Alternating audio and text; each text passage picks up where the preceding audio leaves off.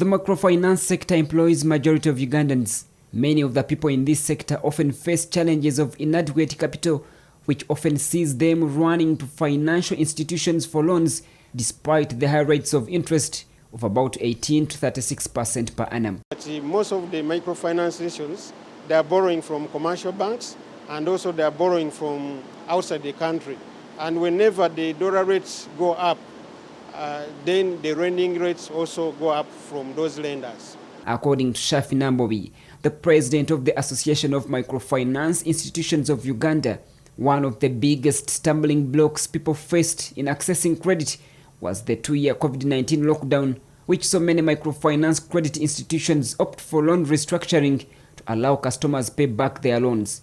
Shafi Nambobi says at the moment they need approximately 75 billion shillings to start offering affordable credit to Ugandans again. Once this money is got, it's going to be put in a pool, and then this pool, the microfinance institutions can be able to borrow from it, depending on their capacity and also their size. This will help the microfinance institutions, especially Tier 4 and Tier 3 institutions, to be able to get lower interest, cheaper funding, which they can also only lend to their borrowers.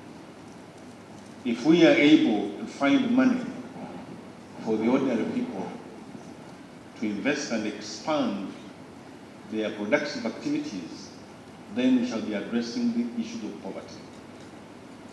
Yes, people can be able to dig, but with some extra funds, they should be in a position to overcome the challenges that they have, which is lack of inputs, lack of implements, and of course their inability to be able to go out and sell what they have. In his address, the State Minister for Microfinance Haruna Kasolo reiterated government is moved to fight poverty at grassroots level by advocating for cheap credit and access to finance.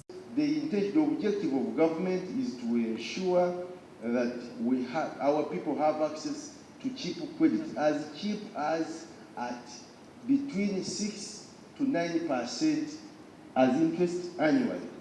So if that can really help you bring down your interest rate, we can't lose out on that. We can't fail to look for that money. Minister Kasolo also expressed concerns over unpreparedness of Ugandans to make use of these funds.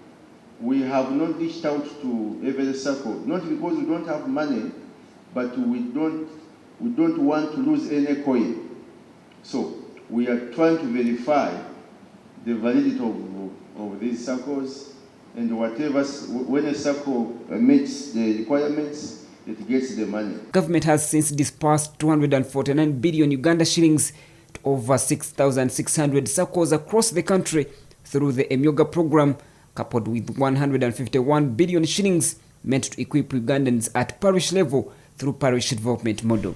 Ramson Mhire, CTV PM edition.